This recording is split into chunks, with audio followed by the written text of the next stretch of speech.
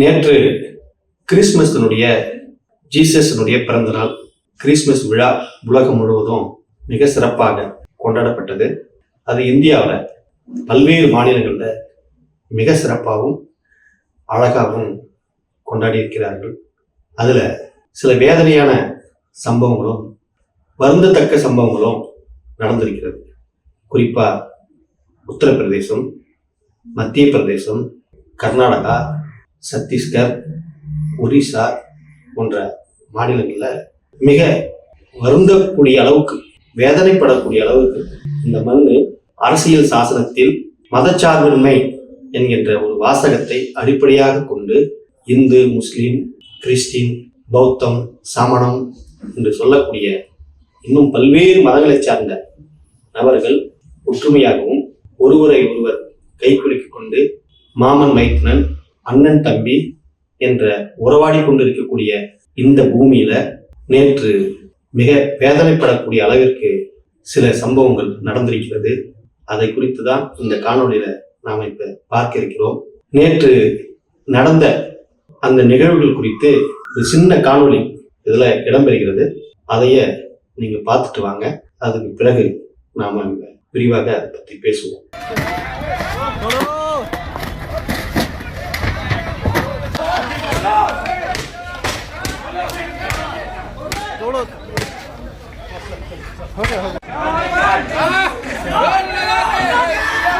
जोर लगा के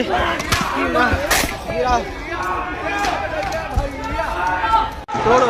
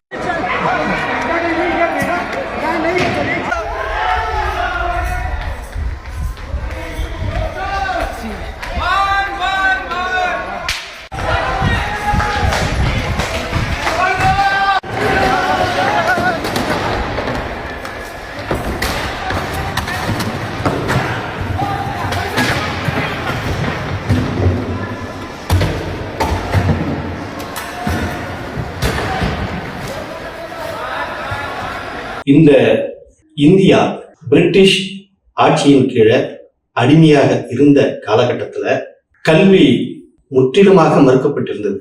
அதுவும் குறிப்பா தாழ்த்தப்பட்ட, ஒடுக்கப்பட்ட, பிற்படுத்தப்பட்ட சமூகத்தை சேர்ந்த மக்களுக்கு கல்வி இங்க முற்றிலுமாக மறுக்கப்பட்டிருந்தது. அதுவும் வர்ணம் என்ற பெயரில், அதாவது 4 வர்ணங்கள் என்ற பெயர்ல இங்க குறிப்பிட்ட ஒரு பெரும் இனத்திற்கு கல்வி, வேலைவாய்ப்பு இது எல்லாம் முற்றிலுமாக மறுக்கப்பட்டிருந்த ஒரு காலம். அந்த காலத்தில் கிறிஸ்துவ மிஷனரிகள் இங்க வந்து தொண்டு செய்து இங்க அறியாமல் இருந்த மக்களை அணைத்து அவர்களை ஆதரவு கொடுத்து அவர்களுக்கான கல்வியை கொடுத்து போதித்து கொஞ்சம் விழிப்புணர்வு பெற செய்தது கிறிஸ்துவ மிஷனரி என்றால் அதற்கு யாருக்கும் மாற்று கருத்து கிடையாது. இன்று கூட தமிழ்நாட்டில் பல்வேறு நகரங்கள்ல, மாவட்டங்கள்ல கிறிஸ்துவ கல்வி நிறுவனங்கள் இன்றும் இருக்கிறது. அவர்கள் எல்லோரும் சமூக அக்கறையோடு ஏழை எளிய மக்களை இலவசமாக படிக்க வைத்துக் கொண்டிருக்கிறார்கள். இது எல்லோருக்கும் தெரியும். கிறிஸ்துவ மிஷனரி தான் முதலாக இந்தியாவில் மறுக்கப்பட்ட மக்களுக்கு, அதாவது ஒடுக்கப்பட்ட ஏழை எளிய மக்களுக்கு கல்வியை கொண்டு வந்து கொடுத்தது கிறிஸ்துவ மிஷனரிகள் தான். அந்த காலகட்டத்துல நீங்க சாதியின் பெயரால் ஒடுக்கப்பட்டதுனால நீங்க கோயிலுக்கு உள்ள வரக்கூடாது, தொட்டால் தீட்டு, என் தெருவுக்குள்ள நீங்க செருப்பு போட்டு வரக்கூடாது, மேல் சட்டையை அணிந்து வரக்கூடாது, தோளில் துண்டு போட்டு கொண்டு வரக்கூடாது அப்படின்னு நீங்க இங்க விதிமுறைகள் இருந்த அந்த காலகட்டத்துல அந்த கிறிஸ்துவ மிஷனரியை சேர்ந்த நபர்கள் ஆதரவற்ற இந்த மக்களை தோல்ல கை போட்டு கட்டி பிடித்து அணைத்து அவர்களை வாஞ்சியாக நடத்தினார்கள். அப்போது சிலர் ஆங்காங்கு கிறிஸ்தவர்களாக மதம் மாறினார்கள். இப்ப இங்க இருக்கக்கூடிய கிறிஸ்தவர்கள் எல்லோரும் ஒரு காலகட்டத்தில் இந்து மதத்தில் இருந்தவர்கள் தான். இந்து மதத்தில் இருக்கக்கூடிய அடக்குமுறைகளை தாங்கிக் கொள்ள முடியாமல், இந்து மதத்தில் இருக்கக்கூடிய வேதனைகளை அனுபவிக்க முடியாமல் மதம் மாறியவர்கள் தான் இன்று கிறிஸ்தவர்களாக இருப்பவர்கள். அவர்கள் நாடார் சமுதாயத்தை சேர்ந்தவர்கள், தாழ்த்தப்பட்ட சமுதாயத்தை சேர்ந்தவர்கள், அதுவும் குறிப்பா மலைவாழ் மக்களாக இருக்கக்கூடிய அந்த மக்கள், இப்படி எல்லோருமே இன்று கிறிஸ்தவர்களாக இருக்கக்கூடியவர்கள் ஒரு காலகட்டத்தில் இந்து மதத்தில் இருக்கக்கூடிய ஆதிக்கத்தை தாங்கிக் கொள்ள முடியாமல், ஏற்றுக்கொள்ள முடியாமல் மதம் மாறியவர்கள் தான். அவர்கள் யாரும் அந்நிய நாட்டில் இருந்து, வெளிநாடுகளில் இருந்து இங்கே வந்தவர்கள் கிடையாது. அவர்கள் எல்லோரும் நம்மளுடைய சகோதரர்கள். அதனால்தான் இங்க இருக்கக்கூடிய கிறிஸ்தவர்களாக இருக்கட்டும், இங்க இருக்கக்கூடிய இஸ்லாமியர்களாக இருக்கட்டும், எல்லோருமே இங்க நம்மளுடைய மாமன் மைத்தினர், அண்ணன் தம்பி, இவர்கள் மதம் மாறி இருக்கிறார்கள். அதனாலதான் இங்க மத நல்லிணக்கத்தோட ஒற்றுமையாக எல்லோரும் வாழ்ந்து கொண்டிருக்கிறோம். இந்த நிலையில RSS அமைப்பை சேர்ந்த அந்த சங் பரிவார கூட்டத்தினர் நேற்று சில சர்ச்சுக்குள்ள போயிட்டு பிரேயர் நடக்கக்கூடிய இடத்துல அந்த பாதிரியார்களை அடித்து துன்புறுத்தி இருக்கிறார்கள். சத்தீஸ்கர் மாநிலத்துல கிறிஸ்தவ மக்கள் வாங்கக்கூடிய பொருட்களை வைத்து வியாபாரம் செய்யக்கூடிய வணிக நிறுவனங்களுக்குள்ள நுழைந்து அடித்து துன்புறுத்தி இருக்கிறார்கள். கிறிஸ்தவர்கள் நடத்தக்கூடிய கல்வி நிறுவனங்களுக்குள்ள போயிட்டு, பள்ளிக்கூடத்துல, கல்லூரிகள்ல போயிட்டு அங்க நீங்க கிறிஸ்துமஸ் கொண்டாடக்கூடாது, அதற்கு பதிலாக வாஜ்பாயினுடைய பிறந்த நாளை நீங்க கொண்டாடணும், பாரத் மாதா கி ஜெய் அப்படின்னு கோஷம் போடணும், ஜெய் ஸ்ரீராம் அப்படின்னு கோஷம் போடுங்க அப்படின்னு சொல்லி கட்டாயப்படுத்தி துன்புறுத்தி இருக்கிறார்கள். இது எவ்வளவு பெரிய கொடுமையான ஆபத்தான போக்கு. இத கேரள மாநிலத்தினுடைய முதலமைச்சர் பினராயி விஜயன் அவர்களும், தமிழ்நாட்டினுடைய முதலமைச்சர் திரு மு.க. ஸ்டாலின் அவர்களும் கடுமையாக கண்டனம் தெரிவித்திருக்கிறார்கள். 1999 ஜனவரி 22 26 வருடத்திற்கு முன்பு வெளிநாடுகளில் இருந்து தொண்டு செய்வதற்காக, கல்வியை போதிப்பதற்காக இந்தியாவிற்கு வந்த, ஆஸ்திரேலியாவில இருந்து இந்தியாவிற்கு வந்த, அதுவும் குறிப்பா ஒரிசா மாநிலத்திற்கு வந்த ஒரு கிறிஸ்துவ பாதிரியார் அவர்களை சர்ச்சு வளாகத்துல கிரகம் செயின் அப்படின்னு சொல்லக்கூடிய ஒரு பாதிரியார், அவரும் அவருடைய 10 வயது மகன் ஒருத்தன், 6 வயது மகன் ஒருத்தன் பொழுதுவரைக்கும் ஊழியம் செய்துட்டு, இந்த ஒரிசாவில் தான் மலைவாழ் மக்கள் இருக்காங்க. அந்த மலைவாழ் மக்களுக்கு போதிய கல்வி இல்லாத மிகவும் ஒடுக்கப்பட்டிருந்த அந்த மக்களை சந்தித்து அவர் ஆறுதலாக பேசி அவர்களுக்கு, குழந்தைகளுக்கு கல்வி, சுகாதாரம் இதெல்லாம் கொடுத்து உதவி செய்து கொண்டிருந்த அந்த நபர். அவருடைய மகன், 10 வயது மகன், 6 வயது மகன் ஆகிய 2 மகன்கள் அவரும் ஒரு ஜீப்ல உட்கார்ந்து தூங்குறாங்க. அவர்களை உயிரோடு பெட்ரோல் ஊற்றி இந்த RSS கும்பல் உயிரோடு கொளுத்திருக்கிறது. அந்த 3 பேரும் துடிதுடிக்க இறந்து போயிருக்கிறார்கள். அந்த கொலையில் ஈடுபட்டவர்களுக்கு இந்த பாரதிய ஜனதா அரசு, இப்ப இருக்கக்கூடிய நரேந்திர மோடியினுடைய அரசு, அந்த கொலையில் சம்பந்தப்பட்ட நபரை தேர்தலில் நிற்க வைத்து எம்பியாக மாற்றியிருக்கிறது. இப்படியே தொடர்ந்து இந்த தீவிரவாத செயல்களுக்கு முக்கியத்துவம் கொடுக்கக்கூடிய RSS, பஜரங்தள், பாரதிய ஜனதா கட்சி இப்படி சர்ச்சுக்குள்ள நுழைந்தோம், கல்வி நிலையங்களுக்குள்ள நுழைந்தோம், வன்முறையில் ஈடுபடக்கூடிய அந்த கொடும் பாவிகளை கைது கூட பண்ணல. இதுதான் பாரதிய ஜனதா அரசு இருக்கக்கூடிய மிக மோசமான செயல்பாடு.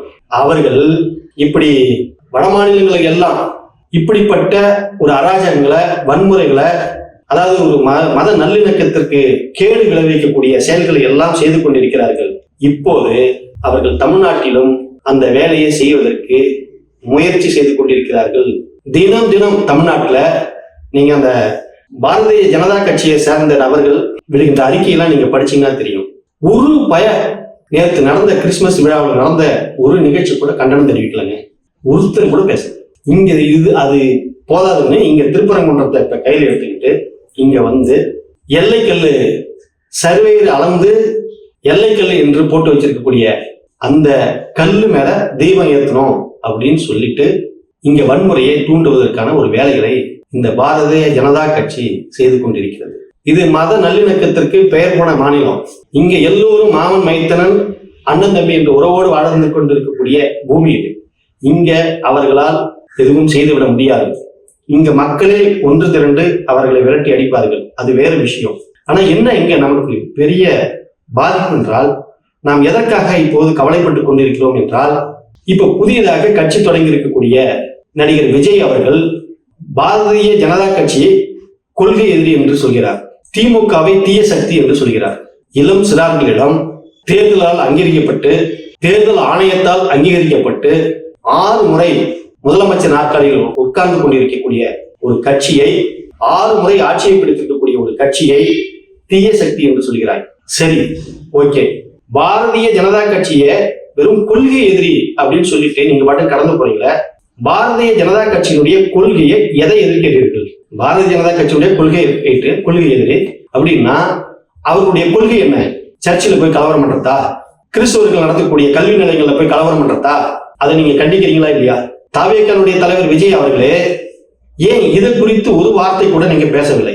அப்ப எவ்வளவு ஆபத்தான மனிதர்களாக இவர்கள் இருக்கிறார்கள். இந்த சமுதாயத்தை சீரழிக்கக்கூடிய ஒரு கட்சியை வெறும் கொள்கை எதிரி என்று சொல்லிவிட்டு நகர்ந்து விடுகிறார்கள். ஆனா இந்த சமுதாயத்துல படிக்க வைக்கணும், ஏழை எளிய குழந்தைகளை படிக்க வைக்கணும், அவர்களுக்கான வேலை வாய்ப்பை உருவாக்கணும், சுகாதாரத்துறையை கட்டமைக்கணும் அப்படின்னு சொல்லி செயல்பட்டு கொண்டிருக்கக்கூடிய ஒரு கட்சியை நீங்கள் தீய சக்தி என்று இளம் சிறார்கள், இளைஞர்கள் மத்தியில், இளைஞர்களுடைய மனதில் நீங்க விதைக்கிறீர்கள். இது எவ்வளவு பெரிய ஆபத்தான அரசியல். அதே போன்று நாம் தமிழர் கட்சியினுடைய ஒருங்கிணைப்பாளர் சீமான் ஆரம்பத்தில் ஒரு கட்சியை தொடங்கும் போது தந்தை பெரியார் என்றார், வெட்டைமலை சீனிவாசன் என்றார், பகுத்தறிவு என்றார், சுயமாக சிந்திக்க வேண்டும் என்றார். படிப்படியாக பிரபாகரனுடைய பெயரை சொல்லி கட்சியை தொடங்கிய சீமான் அவர்கள் இப்போது RSS மேடையில் போய் அமர்ந்து கொண்டிருக்கிறார். அவரும் போயிட்டாரு. இப்படி இளைஞர்களை வசீகரப்படுத்தக்கூடிய, இளைஞர்கள் கையில் வைத்திருக்கக்கூடிய 2 அரசியல் இயக்கங்களும் இன்னைக்கு தமிழ்நாட்டில் ஆபத்தான சூழ்நிலையை விதைப்பதற்கு அவர்கள் முயன்று கொண்டிருக்கிறார்கள். தமிழர்கள் அவ்வளவு சுலபமாக ஏமாந்து விட மாட்டார்கள், அது வேறு. ஆனால் இவர்கள் எல்லாம் நாம் அடையாளம் காண வேண்டும், இவர்கள் எல்லாம் நாம் புரிந்து கொள்ள வேண்டும். என்னெல்லாம் சொன்னார் சீமான்? பெரியார் அப்படியே தூக்கி பிடிச்சார். இங்க கடைசியா RSS சொல்லக்கூடிய, RSS கொடுக்கக்கூடிய அந்த காசுக்கு கூவா ஆரம்பித்து விட்டார். தவேகனுடைய தலைவர் விஜய் அவர்களும் RSS என்ன சொல்லுதோ, பிஜேபி என்ன சொல்லுதோ அதை செயல்படுத்தக்கூடிய நபராக மாறிவிட்டார். அவர்கள் RSS-ஐயோ அல்லது RSS தொண்டர்கள் செய்யக்கூடிய அந்த காலித்தனத்தையோ கண்டிக்க மாட்டார். இதுதான் அவர்களுடைய அரசியல். ஆனால் தமிழ்நாட்டு மக்கள் இதை புரிந்து கொண்டு, இந்த மண் அன்பை போதிக்கக்கூடிய மண், இந்த மண் பகுத்தறிவு மண், இந்த மண்ணில் மதம் என்ற பெயரில் வன்முறையை தூண்டுவதற்கு, வன்முறையை விதைப்பதற்கு ஒருபோதும் அனுமதிக்க மாட்டார்கள். நன்றி, வணக்கம்.